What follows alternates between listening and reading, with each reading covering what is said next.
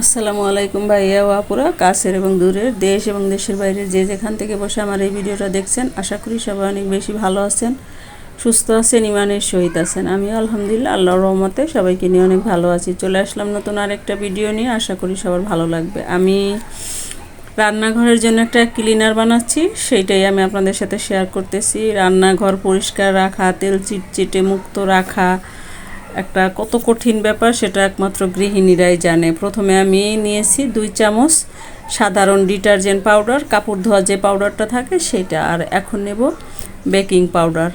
এই লিকুইডটা যে কতটা উপকারী, যে ব্যবহার না করবেন সে বিশ্বাস করবেন না। আসলে আমি প্রথমে বানিয়ে নিজেই অবাক হয়ে গেছি যে এতটা পরিমাণ পরিষ্কার হয়। আমি কিন্তু মেপে মেপে নিচ্ছি, এটা আর একটু কম বেশি হলে কোনো সমস্যা নাই। আমি 1 চামচ নিয়ে নিলাম বেকিং পাউডার। এখন নিব আমি রাঁধুনি সাদা যে ভিনেগারটা থাকে, এই ভিনেগারটা, এটা একদম সেম টু সেম মেপে মেপে নিতে হবে, এরকম কিন্তু কিছু নাই। এবারে আমি নেব লিকুইড যে ইটা থাকে প্লেট মাজনি, সেইটা।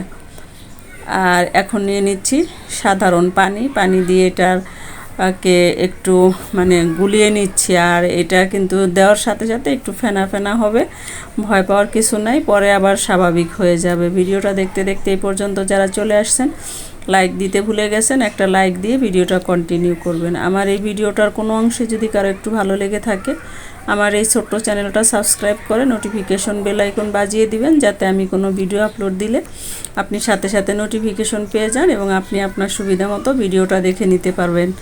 এই লিকুইডটা দিয়ে আপনি রান্নাঘরের টাইলস বলেন, রান্নাঘরের চুলা বলেন, বেসিনের নিচে বেসিন, বাথরুম, অল কিছু আপনি পরিষ্কার করতে পারবেন। এবং চুলা মাজার পরে যেদিন ময়লা থাকে রান্না করার পরে, আপনার হাত একটুও তেল কাজটা হবে না, চুলাটা পর্যন্ত একদম ঝকঝকে তকতক থাকবে। আমি প্রমিস করছি, আপনারা একবার বানিয়ে দেখুন এটা যে কতটা উপকারী হয়, এটা দিয়ে যে কত পরিমাণ পরিষ্কার হয়, না বানালে বিশ্বাস করবেন না। আমি নিজে বানিয়ে এটা সবসময়ই বোতল ভরে রাখি, শেষ হয়ে গেলে আমি আবার বানিয়ে নিই। এটা বানালে আমার এই 1 বোতল বানালেই 3 থেকে 4 মাস যায়, কারণ আমি রান্নার পরেই একটুখানি মাজনিতে ভরিয়ে আমি সঙ্গে সঙ্গে চুলাটা ক্লিন করে ফেলি, যাতে আর আমার কোনো ঝামেলা না লাগে। তো এবারে আমি পানি মিশিয়ে নিয়েছি, এখন একটা কুপির সাহায্যে আমি এটা বোতলে ঢেলে নিচ্ছি, কারণ যেহেতু ফেনা ফেনা হয়েছে, সেহেতু এমনি ঢালতে গেলে কিন্তু একটু ঝামেলাই আছে, সেই জন্য আমি একটা কুপি দিয়ে ঢেলে নিচ্ছি। আর এই বোতলের ফেনা ফেনা হয়ে গেছে, এখন এই বাকি অংশটা এমনিতেই রেখে দিব, যাতে ফেনা ফেনাটা কমে গেলে আবার আমি রাখতে পারি। আর এটা মনে করেন অন্য আরেকটা বোতলে রাখতে হবে, যেহেতু যে ফেনা ফেনা হয়ে গেছে। আপনারা চাইলে যে স্প্রে করার একটা যে স্প্রে থাকে, ওইটা দিয়ে আপনারা স্প্রে করে নিতে পারেন। এটা দিয়ে রান্নাঘরের অল টাইলস সমস্ত কিছু আপনারা পরিষ্কার করে নিতে পারবেন। এই যে আমি বানিয়ে নিলাম, এই যে হয়েছে 2 বোতল, এই 2 বোতল দিয়ে আমার অনেক দিন চলে যাবে অনায়াসে, কারণ প্রতিদিন তো আর এগুলো বানানো যায় না, আর প্রতিদিন বানানো একটু ঝামেলাও অবশ্য। এই জন্য আমি কতক্ষণ বানিয়ে রাখি অনেকগুলো করে, আবার পরবর্তীতে ব্যবহার করি। আমি এই যে আপনাদের সাথে এখন দেখাচ্ছি যে টাইলসটা পরিষ্কার করে কীরকম পরিষ্কার হয়। এই যে আমি এখন একটু হালকা হালকা দিয়ে মেজে নেব, যেহেতু আমার এগুলা সারাক্ষণই আমি মুছতে থাকি, পরিষ্কার করতে থাকি, সেই জন্য এটার অনেক বেশি নোংরা হয় নাই, যার কারণে পরিষ্কার করাও ইজি। আর অনেক নোংরা হলেও আপনারা একটু ছিটিয়ে ছিটিয়ে দিয়ে কিছুক্ষণ রেখে দিবেন, তারপরে আলতো হাতে মেজে নেবেন, একদম ম্যাজিকের মতো পরিষ্কার হয়ে যাবে। এই যে আমি একটা এমনি সাধারণ স্ক্রাবার নিয়েছি, এটা দিয়ে মাজবো। আমি আপনাদের সাথে চুলার আশপাশ, চুলার উপরে যে টাইলস অংশটা থাকে, সেগুলো আপনাদের সাথে মেজে আমি শেয়ার করতেছি। তো দেখতে থাকুন আমি কিভাবে মেজে নিচ্ছি এই ক্লিনারটা দিয়ে। এবং এই ক্লিনারটার আরেকটা সুবিধা হলো, এইটা দিয়ে যখন আপনি রান্নাঘরটা ক্লিন করবেন, আপনার রান্নাঘরে মশা মাছি টিকটিকি এগুলোও আসবে না, এগুলোও দূরে থাকবে। আমি অনেক উপকার পাইছি, তাই আমি আপনাদের সাথেও শেয়ার করলাম, যে দেখি আমার প্রিয় ভাইয়া ও আপুরা কারো যদি একটু উপকারে আসে তাহলে এটাই আমার সার্থকতা। আমি লিকুইড দিয়ে দিয়েছি, এবারে আমি একটা শক্ত মাজনি দিয়ে আশপাশগুলো যেগুলো একটু দাগ দাগ ছিল সেগুলোকেও আমি ঘষে নিচ্ছি।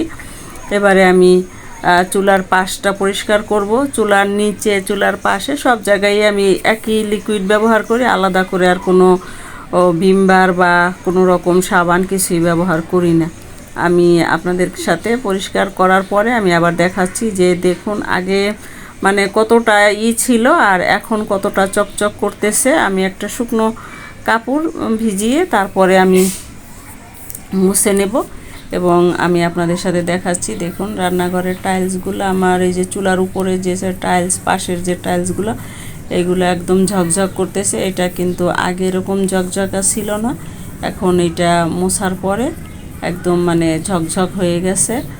আপনারা নিশ্চয়ই দেখে বুঝতে পারতেছেন যে আমি কিভাবে মুছে নিচ্ছি। আর এই যে রান্নাঘরের যে জেদি ময়লা থাকে, এগুলা যাদের ঘরে থাকে এবং গৃহিণীরাই বোঝে যে ভুক্তভোগী এটা পরিষ্কার করা কতটা কঠিন এবং পরিষ্কার রাখা কতটা কঠিন। মানে রান্না করতে গেলেই রান্নাঘরটা নোংরা হয়ে যায়, এরকম অবস্থা।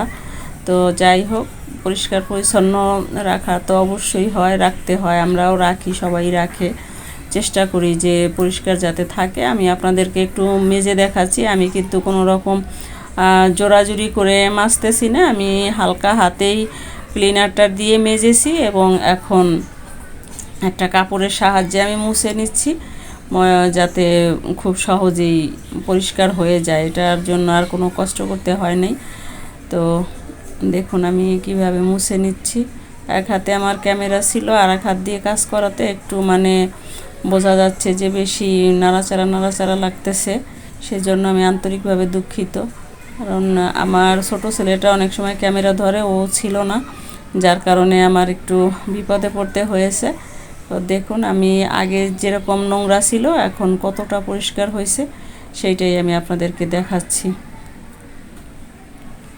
আসলে কাজ করতে গেলে অনেক সময় অনেক ধরনের অনেক কিছুর সম্মুখীন হতে হয়, আবার আমরা অনেক কিছু শিখেও থাকি, শেখার কোনো শেষ নেই। দেখুন টাইলসগুলা মানে মনে হচ্ছে কতটা ঝকঝক করতেছে, আর এখানটাও যে কি পরিমাণ ময়লা ছিল সেই ময়লাটাও কিন্তু অতি সহজেই উঠে গেছে। আর এই যে এখন আমি একটু স্ক্রাবার দিয়ে মেজে নিচ্ছি যাতে এই যে আশপাশের ময়লাগুলাও আর না থাকে। এই যে দেখুন মাজনি দিয়ে আলগা হাতে দেওয়ার সঙ্গে সঙ্গেই এগুলো উঠে যাচ্ছে। আমি এবারে আবার আপনাদেরকে শুকনো কাপড় দিয়ে মুছে দেখাচ্ছি। আমার এই লিকুইডটা বানিয়ে কে কতটা উপকার পেলেন অবশ্যই কমেন্ট করে জানাতে ভুলবেন না। ভিডিওটা আর বেশি লম্বা করব না, ফিরে আসবো নতুন কোনো ভিডিও নিয়ে। সে পর্যন্ত সবাই ভালো থাকবেন, সুস্থ থাকবেন, আমার জন্য দোয়া করবেন, আমিও আপনাদের জন্য দোয়া করব। তো দেখতে থাকুন, আমি আপনাদের থেকে বিদায় নিচ্ছি। আল্লাহ হাফেজ।